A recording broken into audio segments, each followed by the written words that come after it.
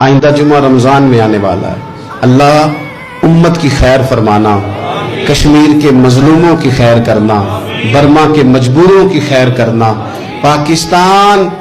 تیرے نبی پاک علیہ السلام کے نام پر، کلمے کے نام پر بنایا گیا وطن ہے، اللہ اس میں دین کا جھنڈا نافذ فرما دے،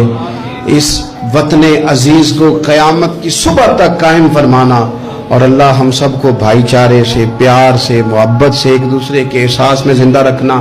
اور مہربانی کریں کم خبریں دیکھیں، جو وہ خبریں عورتیں پڑھتی ہیں ان خبروں سے بھی پرہیز کریں۔ کوئی ہم نے بڑا سال 11 مہینے سیاسی تبصرے کر لیے، کیا انقلاب آیا پھر ملک میں؟ تو رمضان کا مہینہ سیاسی تبصرے رہنے دیں، زیادہ وقت مسجد میں گزاریں، زیادہ وقت اللہ کے گھر میں گزاریں، زیادہ ٹائم آپ تلاوت قرآن پاک میں، استغفار میں، درود شریف میں گزاریں، ایک دوسرے کے ساتھ پیار کریں، ایک دوسرے کے کام آئیں۔ اے خالق کائنات، اس ماہ مقدس میں تو جن لوگوں کو معاف کرے گا ہم سب کے نام بھی اس میں شامل فرما۔